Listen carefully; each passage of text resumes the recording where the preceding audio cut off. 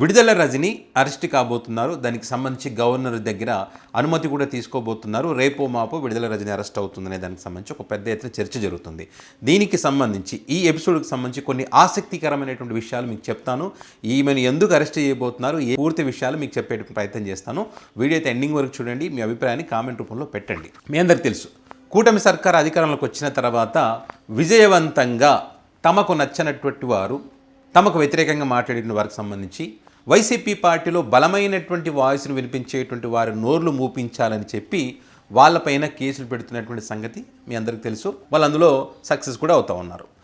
ఈ రకంగా చేస్తున్నటువంటి క్రమంలో ఈ మధ్యకాలంలో ఒక ప్రెస్ మీట్ పెట్టి విడుదల రజని కొన్ని విషయాలు మాట్లాడడం జరిగింది. పత్తిపాటి పుల్లారావుకి సంబంధించి వార్నింగ్ ఇవ్వడం కానీ, అధికారులకు సంబంధించి కూడా వార్నింగ్ ఇవ్వడం కానీ, సప్త సముద్రాల అవతల ఉన్నా కూడా, రిటైర్ అయినా కూడా, ఎక్కడ వెళ్ళినా కూడా వదిలిపెట్టే ప్రసక్తి ఉండదు, ఇంకొక 30 సంవత్సరాలు నేను రాజకీయాల్లో ఉంటా అని చెప్పి ఆమె ఇచ్చినటువంటి వార్నింగ్ మనం చూసాం. ఆ వార్నింగ్ ఇచ్చిన తర్వాత విడుదల రజని కూడా అరెస్ట్ చేయాలనేటువంటి డిమాండు క్యాడర్ నుంచి వచ్చిందంట. టీడీపీ పార్టీ క్యాడర్ నుంచి బలంగా పెరిగిందంట. సో ఆమె ఏమైనా తప్పులు చేసిందా, ఎక్కడెక్కడ ఏమైనా లోటుపాట్లు ఉన్నాయి మంత్రిగా ఉన్నప్పుడే దానికి సంబంధించి వీళ్ళు ఎంక్వైరీ చేయడం మొదలు పెడితే ఈమె బ్లాక్మెయిల్ చేసినటువంటి విషయానికి సంబంధించి వీళ్ళకి తెలిసిందంట. అది 4 నెలల క్రితం, అంటే వీళ్ళు అధికారంలోకి వచ్చిన తర్వాత 4 నెలల క్రితం ఇప్పుడు ఆ కంపెనీ మరి విడుదల రజనికి సంబంధించి ఒక కంప్లైంట్ కూడా చేసిందంట. ఇప్పుడు దాన్ని వెలికి తీస్తూ ఉన్నారంట. నిజంగా జరిగిందా లేదా అని ఒక విచారణ చేస్తూ ఉన్నారని చెప్పి వీళ్ళు చెప్తా ఉన్నారు.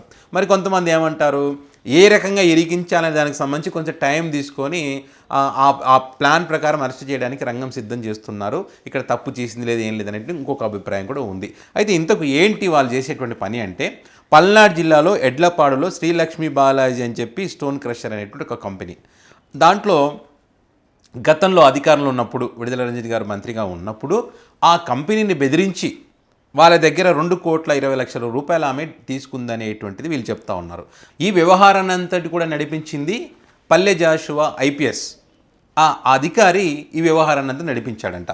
విజిలెన్స్ అధికారిగా ఉన్నటువంటి క్రమంలో తనిఖీల పేరు మీద శ్రీలక్ష్మి బాలాజీ స్టోన్ క్రషర్ని అక్కడ ఆ తనిఖీల కోసం వెళ్ళినప్పుడు మీకు చాలా అవకతవకలు ఉన్నాయి, మీ తప్పులు ఉన్నాయి, కాబట్టి మీకు 50 కోట్ల వరకు ఫైన్ పడేటువంటి అవకాశం ఉంటుంది అని చెప్పి వాళ్ళను భయపెట్టించారంట.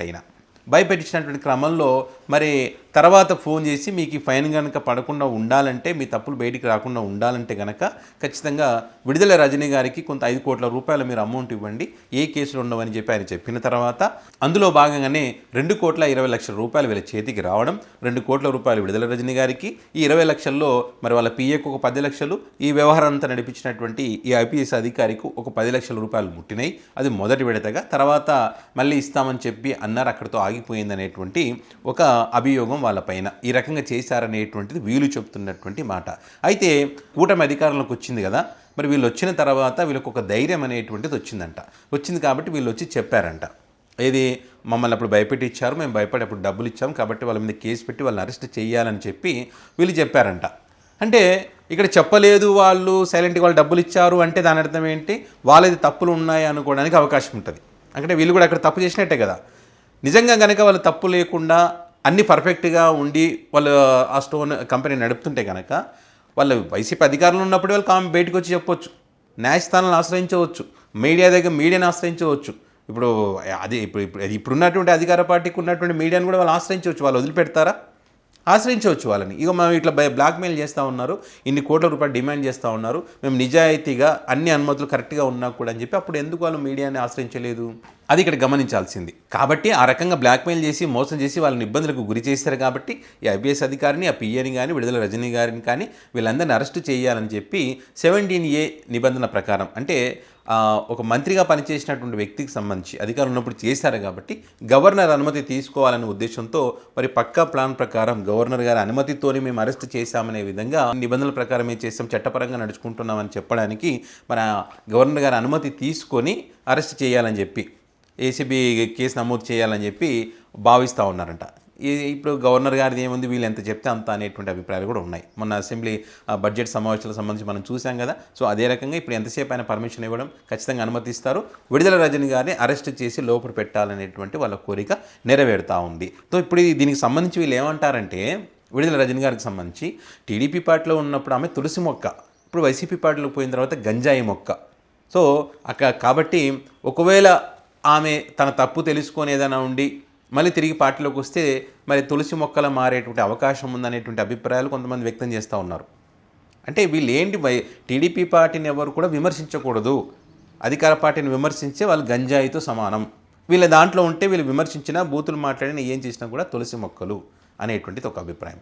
ఇంకెంత దారుణానికి దిగజారంటే వీళ్ళు ఇప్పటికే వల్లభనేని వంశీని అరెస్ట్ చేశారు, కొడాలి నానిని కూడా అరెస్ట్ చేయాలి, పోసానిని అరెస్ట్ చేశారు, సజ్జల రామకృష్ణారెడ్డి వాళ్ళ కొడుకుని అరెస్ట్ చేయాలి, మిథున్ రెడ్డిని కూడా అరెస్ట్ చేయాలి.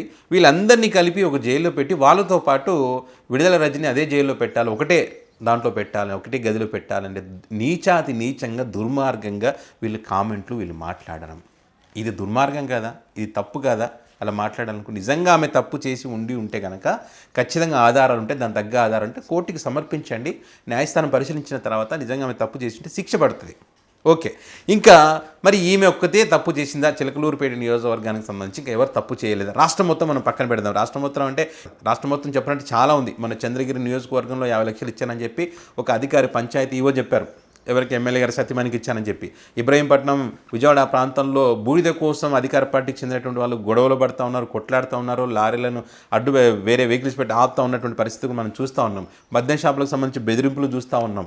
ఇట్లా రకరకాలుగా జరుగుతూ ఉన్నాయి. అవన్నీ పక్కన పెడితే ఇక్కడ ఏదైతే చిలకలూరుపేట నియోజకవర్గం ఆ పల్నాడు ఆ ప్రాంతంలో కనుక చూస్తే ఆ ప్రాంతంలో పత్తిపాటి పుల్లారావు గారు కానీ ఆయన సతీమణి కానీ ఏ రకంగా వ్యవహరిస్తూ ఉన్నారు, మొత్తం పత్తిపాటి పుల్లారావు గారి కన్నా ఆయన భార్యది ఎక్కువగా ఉంటుందనేటువంటి అభిప్రాయం టీడీపీ పార్టీ నాయకులే చెప్పినటువంటి పరిస్థితి. ఎందుకంటే 2019లో ఓడిపోవడానికి ప్రధాన కారణం పత్తిపాటి పుల్లారావు గారి సతీమణి వ్యవహార శైలి అని చెప్పి కూడా ఆ పార్టీ నాయకులు చెప్పారు. మొన్న 2024 ఎన్నికల సందర్భంగా నేను చిలకలూరుపేట నియోజకవర్గంలో తిరిగినప్పుడు కూడా చాలామంది ఏం చెప్పారు, పత్తిపాటి పుల్లారావు గారి కన్నా ఎవరైతే ఆ భాష్యం ప్రవీణ్ ఉన్నారో ఆయనకి టికెట్ ఇస్తే ఈజీగా గెలుస్తారని చెప్పి చాలామంది కామెంట్ చేస్తారు. ఎందుకంటే ఈయన ఓడిపోయిన తర్వాత మరి నియోజకవర్గాన్ని టీడీపీ క్యాడర్ని మొత్తం వదిలేసి వెళ్ళిపోయినటువంటి పరిస్థితి. అధికారంలో ఉన్నప్పుడు మాత్రం పార్టీ ఈయనకి ఇచ్చినటువంటి అవకాశాన్ని ఉపయోగించుకొని ఎంత సంపాదించుకోవాలంత సంపాదించుకున్నారు.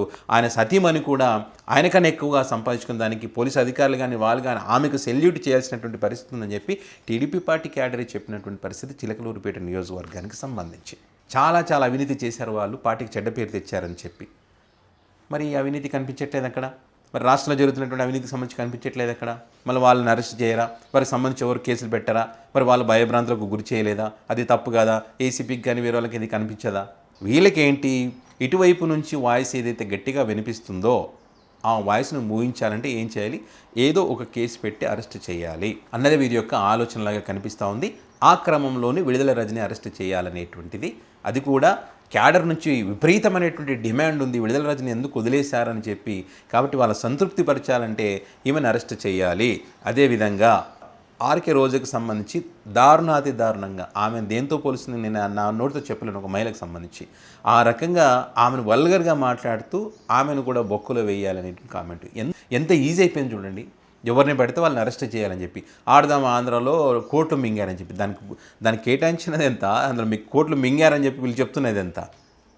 నిజంగా అంటే వీళ్ళకి ఒక సైకో మెంటాలిటీ అంటారు కదా, షాడిజం అంటారు కదా, ఇది వాళ్ళలో కనిపిస్తూ ఉంది. అరెస్టు ఇది తప్ప ఏ డిమాండ్ లేదంట కార్యకర్తల నుంచి. మొన్న ఎన్నికల్లో ఇచ్చినటువంటి హామీలకు సంబంధించి ప్రజలు ఏ రకంగా డిమాండ్ చేస్తూ ఉన్నారు, ప్రజలు ఏమడుగుతూ ఉన్నారు, దానికి సంబంధించి కార్యకర్తలే బాధపడుతున్నటువంటి పరిస్థితి గ్రౌండ్లో. వీళ్ళు చేసేటువంటి తప్పులకు సంబంధించి కార్యకర్తల మీద నెట్టేసే ప్రయత్నం, కార్యకర్తలు ఇదంతా చేస్తూ ఉన్నారని నేను చెప్తున్నా కదా. కార్యకర్తలు ఈ పత్తిపాటి పుల్లారావు గారికి సంబంధించి ఆయన భార్య గారికి సంబంధించి వాళ్ళ వల్ల పార్టీ నష్టపోతుందని చెప్పి చిలకలూరుపేట నియోజకవర్గంలో టీడీపీ క్యాడర్ బాధపడ్డటువంటి పరిస్థితి ఉంది.